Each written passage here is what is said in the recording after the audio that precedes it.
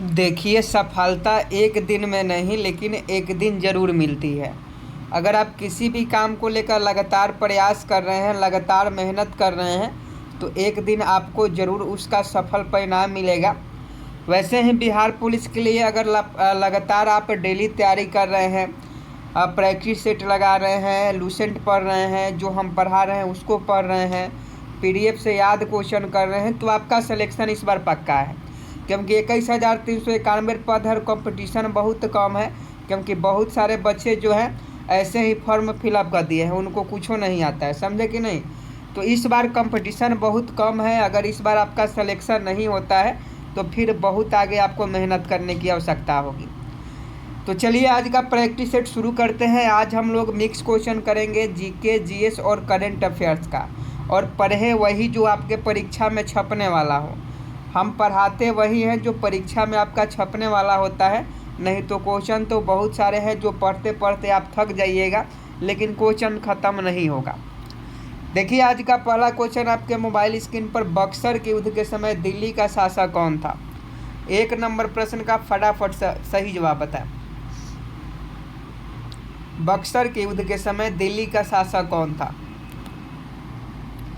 Option D Shah Alam द्वितीय बता रहे हैं, तो आपका बिल्कुल सही जवाब है। बक्सर के युद्ध के समय दिल्ली का शासक शाह आलम द्वितीय था।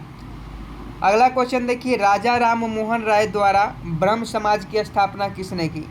ब्रह्म समाज की स्थापना किसने की? राजा राम मोहन राय ने की। याद रखिएगा, राजा राम मोहन राय ने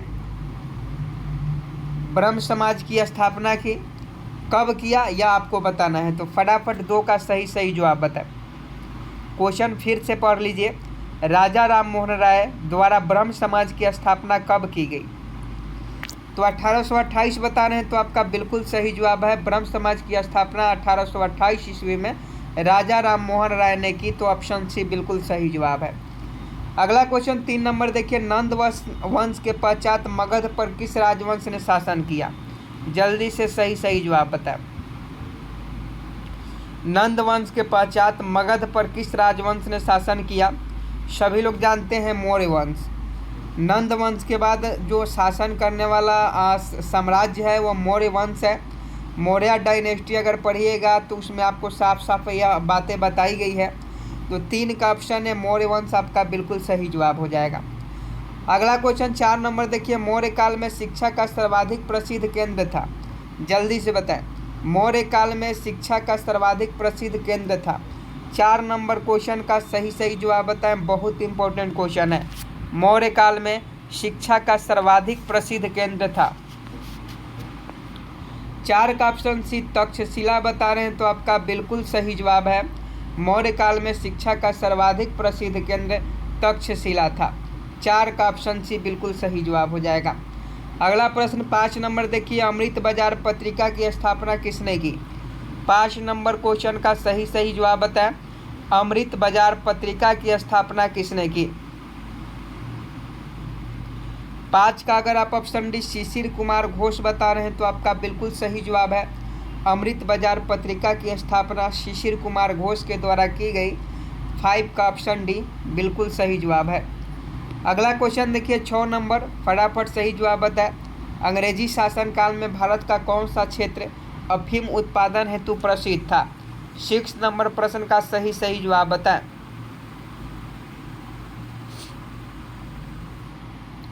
6 का अगर आप बिहार बता रहे हैं, तो आपका बिल्कुल सही जवाब है। अंग्रेजी शासनकाल में भारत का कौन सा क्षेत्र अफीम उत्पादन हेतु प्रसिद्ध था? तो बिहार था। 6 का ऑप्शन है बिल्कुल सही जवाब है। अगला क्वेश्चन देखिए, भारत में सबसे कम वर्षा वाला स्थल कौन सा है? 7 का सही जवाब बताएं। भारत में सबसे कम वर्षा वाला स्थल कौन सा है? तो देखिए, सबसे भारत में कम जो वर्षा होती है कहाँ होती है? तो आपका लेह में होती है। लेह में सबसे कम वर्षा होती है भारत में। सबसे ज़्यादा मानसीराम मेघालय में होती है। मानसीराम मेघालय में जो है सबसे ज़्यादा अधिक वर्षा होती है, और कम लेह में होती है। दोनों क्वेश्चन याद रखिएगा। क्वेश्चन पूछे भारत में सबसे कम वर्षा वाला स्थल है लेह है, ऑप्शन है बिल्कुल सही जवाब। अगला क्वेश्चन देखिए 8 नंबर, और फटाफट सही जवाब बताएं, कमेंट बॉक्स में छाप दीजिए। हिमालय पर्वत श्रेणी की सर्वाधिक ऊंचाई पर स्थित दारा है। जल्दी से 8 नंबर प्रश्न का सही जवाब छाप दीजिए। 8 का ऑप्शन सी काराकोरम बता रहे हैं, तो आपका बिल्कुल सही जवाब है हिमालय पर्वत श्रेणी की सर्वाधिक ऊंचाई पर स्थित दारा काराकोरम है। यानी 8 का ऑप्शन सी काराकोरम आपका बिल्कुल सही जवाब है। अगला क्वेश्चन देखिए 9 नंबर, भारत की सबसे बड़ी सुरंग जवाहर सुरंग किस राज्य में अवस्थित है? सबसे पहले जान लीजिए कि भारत की सबसे बड़ी सुरंग जवाहर सुरंग है और यह किस राज्य में स्थित है, तो इसका सही जवाब जम्मू और कश्मीर हो जाएगा। भारत की सबसे बड़ी सुरंग जवाहर सुरंग जो है जम्मू कश्मीर राज्य में स्थित है। अगला क्वेश्चन देखिए 10 नंबर, पूर्वी और पश्चिमी घाट कहाँ मिलते हैं? पूर्वी और पश्चिमी घाट कहाँ मिलते हैं?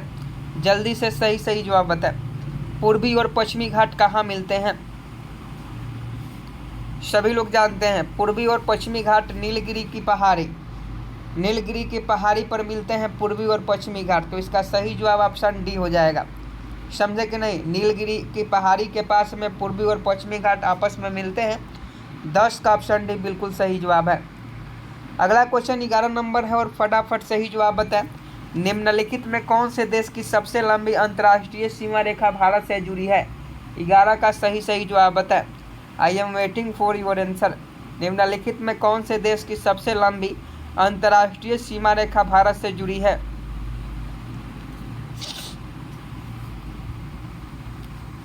ग्यारह का ऑप्शन है बांग्लादेश बता रहे हैं, तो आपका बिल्कुल सही जवाब है। अगला क्वेश्चन देखिए 12 नंबर और फटाफट सही जवाब बताएं। निम्नलिखित में कौन सी रेलगाड़ी देश के सबसे लंबे रेल मार्ग पर चलते हैं?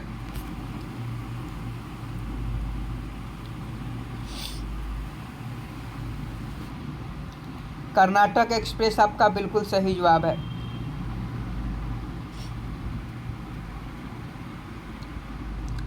अगला क्वेश्चन देखिए 14 वर्ष से कम उम्र के बच्चों को जोखिम भरे काम पर न लगाना किस अधिकार के प्रति संरक्षण है? 13 का सही जवाब बताएं। I am waiting for your answer.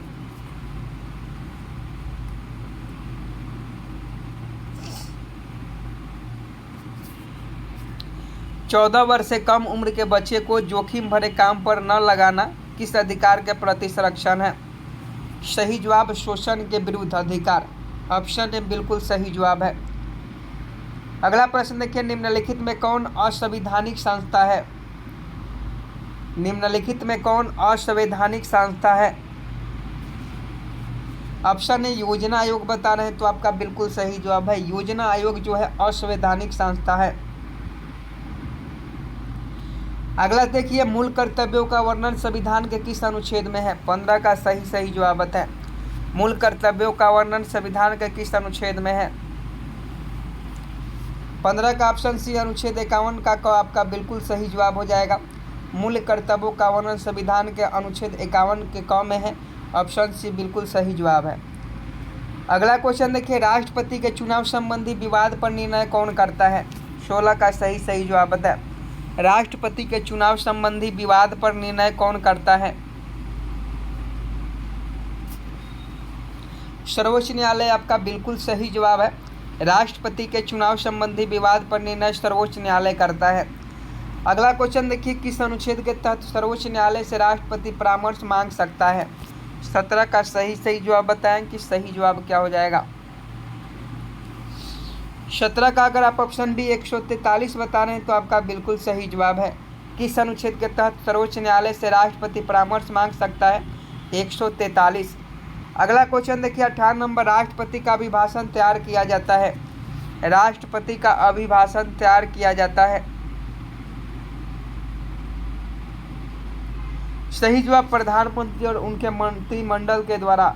राष्ट्रपति का अभिभाषण जो है प्रधानमंत्री और उनके मंत्रिमंडल के द्वारा तैयार किया जाता है। आगे देखिए भारत में नोट जारी करने की कौन सी प्रणाली अपनाई जाती है? 19 का सही जवाब बताएं। भारत में नोट जारी करने की कौन सी प्रणाली अपनाई जाती है?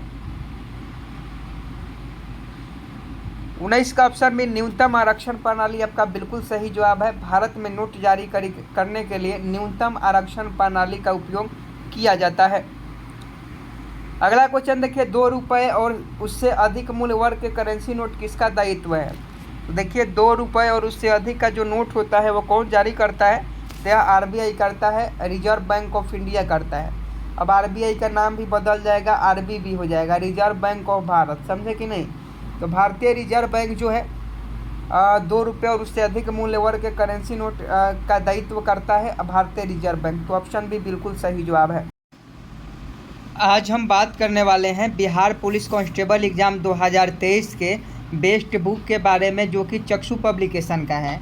यह बुक अन्य पुस्तकों से श्रेष्ठ है क्योंकि इसमें 5 साल का प्रीवियस ईयर क्वेश्चन, 2450 बहुविकल्पीय प्रश्न और 20 प्रैक्टिस सेट आपको मिल जाता है। आप सभी जानते हैं कि सिलेबस के अकॉर्डिंग आपको पढ़ाई करना बहुत ही ज़रूरी है क्योंकि एग्ज़ाम नज़दीक है और प्रैक्टिस सेट तो हर हाल में आपको लगाना होगा। और इसके लिए यह चक्षु पब्लिकेशन का बिहार पुलिस का बुक बहुत ही महत्वपूर्ण है। इसमें देख लीजिए प्रीवियस ईयर का फर्स्ट शिफ्ट हो या सेकंड शिफ्ट हो, सभी शिफ्टों का क्वेश्चन भी दिया गया है, साथ में यहाँ प्रैक्टिस सेट भी दिया गया है और हर क्वेश्चन का जो आंसर है वह आपको व्याख्यात्मक तरीका से हल करके बताया गया है ताकि आपको किसी भी क्वेश्चन में पूछने की ज़रूरत ना हो और कहीं भी डाउट ना हो। तो आप इस बार 80+ स्कोर लाना चाहते हैं 21,391 सीट में 1 सीट पक्का करना, तो आप इस बुक को ज़रूर ले लें। साथ में इनका प्रैक्टिस सेट भी आता है क्योंकि एग्ज़ाम से पहले प्रैक्टिस सेट लगाना बहुत ही ज़रूरी होता है। तो दोनों बुक का लिंक वीडियो के डिस्क्रिप्शन में मिल जाएगा, वहाँ से आप इस बुक को ले सकते हैं। तो जाइए और जल्दी से ले लीजिए। अगला क्वेश्चन 21 नंबर देखिए, भारतवर्ष में खातेदारों की अधिकतम संख्या को बचत बैंक सुविधा किसने प्रदान की है? तो इसका सही जवाब डाकघर। भारतवर्ष में खातेदारों की अधिकतम संख्या को बचत बैंक सुविधा जो है डाकघर यानी पोस्ट ऑफिस प्रदान की है। अगला क्वेश्चन 22 नंबर देखिए, किसी देश का जीवन स्तर किससे जाना जाता है? जल्दी से 22 का सही जवाब बताएं। किसी देश का जीवन स्तर किससे जाना जाता है? तो बेरोजगारी की दर से। किसी देश का जीवन स्तर बेरोजगारी की दर से जाना जाता है। आगे देखिए, नाबार्ड का प्रमुख कार्य है। नाबार्ड का प्रमुख कार्य क्या है ये आपको पहले भी बता चुके हैं। तो नाबार्ड का जो काम होता है वह आपका क्या काम है? तो इसका सही जवाब देख लीजिए, राज्य सहकारी बैंकों की मियादी ऋण देना, यह भी सही है। राज्य सरकारों का शेयर पूंजी अंशदान करना, यह भी सही है।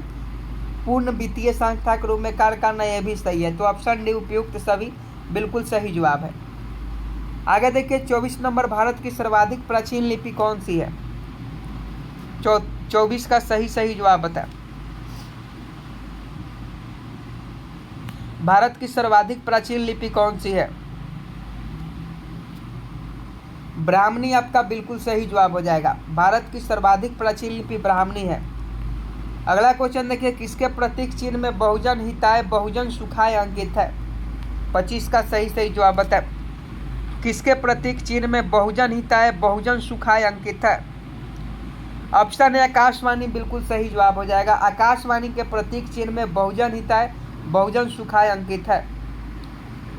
अगला क्वेश्चन देखिए, भारत में पुनः जागरण का जनक किसे कहा जाता है? Very important question. भारत में पुनः जागरण का जनक किसे कहा जाता है? राजा राम मोहन राय, बिल्कुल सही जवाब हो जाएंगे। राजा राम मोहन राय ने 1828 में ब्रह्म समाज की स्थापना की और भारत में पुनः जागरण का जनक राजा राम मोहन राय को ही कहा जाता है। ऑप्शन सी बिल्कुल सही जवाब है। आगे देखिए 27 नंबर, यदि चंद्रमा पर बम विस्फोट हो तो उसकी आवाज़ पृथ्वी पर कितने समय बाद सुनाई देगी? जल्दी से बताएं। यदि चंद्रमा पर बम विस्फोट हो तो उसकी आवाज़ पृथ्वी पर कितने समय बाद सुनाई देगी? तो आपका इनमें से कोई नहीं यहाँ बिल्कुल सही जवाब हो जाएगा, ये नहीं होगा, सुनाई ही नहीं देगी। यदि चंद्रमा पर बम विस्फोट होता है तो पृथ्वी पर कैसे सुनाई देगी? नहीं सुनाई देगी, समझे कि नहीं? तो इसका सही जवाब जो हो जाएगा ऑप्शन डी, इनमें से कोई नहीं हो जाएगा। अगला क्वेश्चन देखिए, किस प्रकार के रेल इंजन की दक्षता सर्वाधिक होती है? 28 का सही जवाब बताएं। किस प्रकार के रेल इंजन की दक्षता सर्वाधिक होती है? तो इसका सही जवाब क्या हो जाएगा? सही जवाब फटाफट बताएं।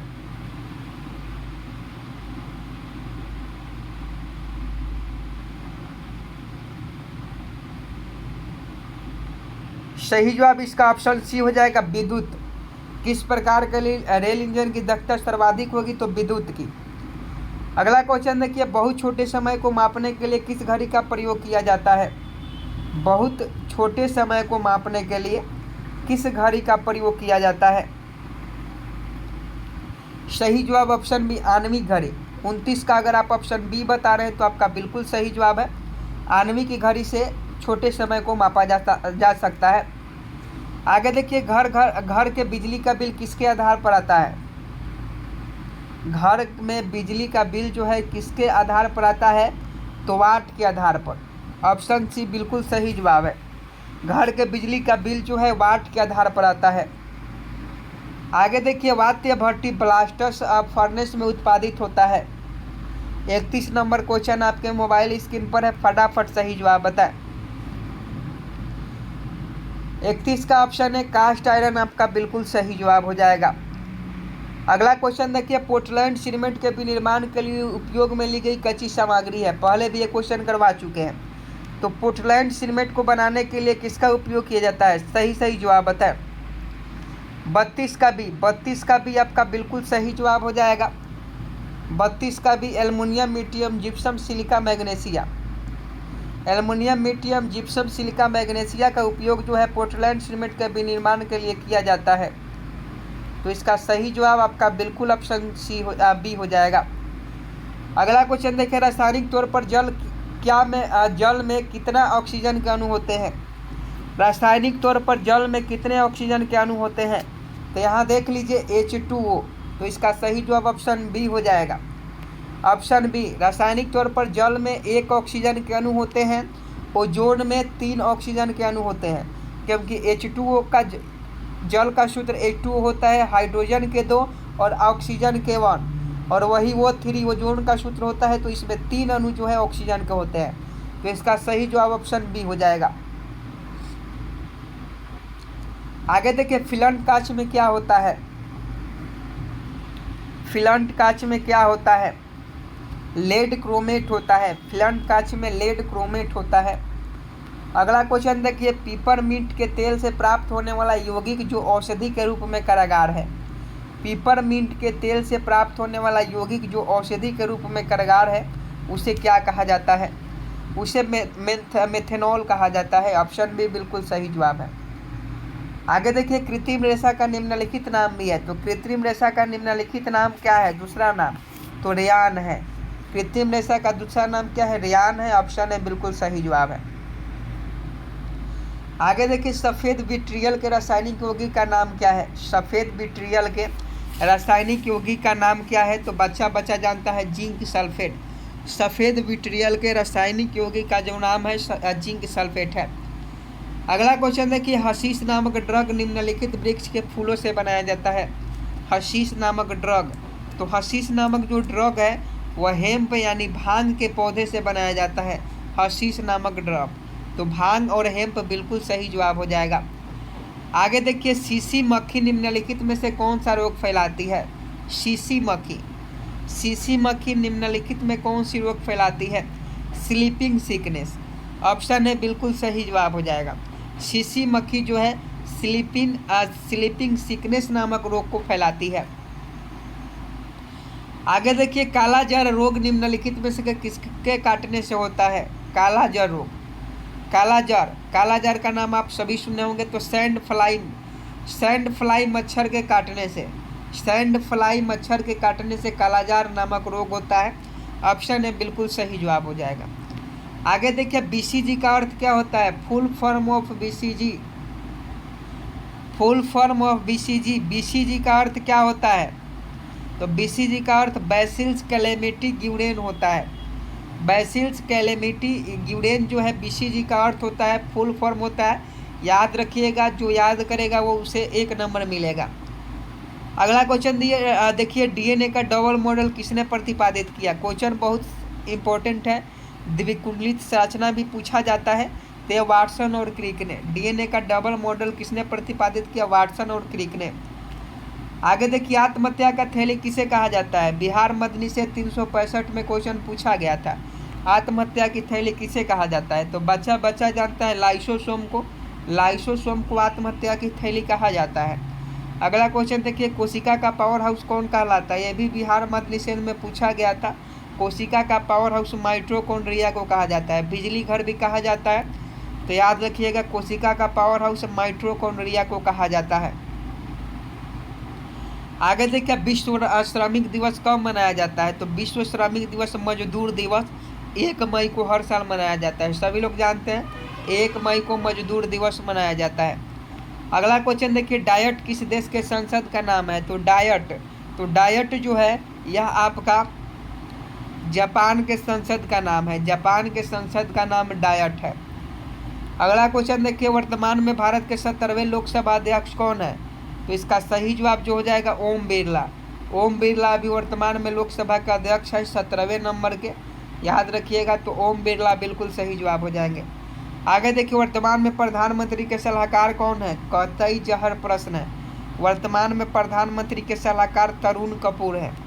तरुण कपूर जो है वर्तमान में प्रधानमंत्री के सलाहकार हैं। अगला क्वेश्चन देखिए, हाल ही में विश्व बैंक के 14वें अध्यक्ष कौन बने हैं? तो हाल ही में जो वर्ल्ड बैंक है, विश्व बैंक है, उसके 14वें अध्यक्ष किसे बनाया गया है?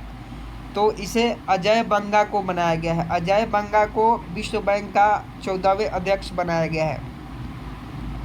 आगे देखिए, वर्तमान में पाकिस्तान के 23वें प्रधानमंत्री कौन बने हैं? तो इसका सही जवाब शहबाज शरीफ हो जाएंगे। शहबाज शरीफ जो है वर्तमान में पाकिस्तान के 23वें प्रधानमंत्री बने हैं। आगे देखिए, भारत का एलपीजी सक्षम और धूम्रपान मुक्त राज्य कौन बना है? तो इसका सही जवाब हिमाचल प्रदेश हो जाएगा। हिमाचल प्रदेश जो है भारत का पहला एलपीजी सक्षम और धूम्रपान मुक्त राज्य बना है। आगे देखिए, विश्व प्रेस स्वतंत्रता सूचकांक 2023 में भारत का स्थान क्या है? विश्व प्रेस स्वतंत्रता सूचकांक 2023 में भारत का स्थान क्या है? तो इसका सही जवाब 161 हो जाएगा। अगला क्वेश्चन देखिए, हाल ही में फेमिना मिस इंडिया 2023 का खिताब किसने जीता? क्वेश्चन पूछा जाता है, सही जवाब बताए। तो नंदिता गुप्ता जो छपरा की रहने वाली है, नंदिता गुप्ता जो छपरा की रहने वाली है, इन्होंने हाल ही में फेमिना मिस इंडिया 2023 का खिताब जीता। अगला क्वेश्चन देखिए, प्रधानमंत्री फसल बीमा योजना के कार्यान्वयन में कौन सा राज्य शीर्ष पर है? तो प्रधानमंत्री फसल बीमा योजना के कार्य में सबसे ऊपर जो है यह कर्नाटक राज्य है।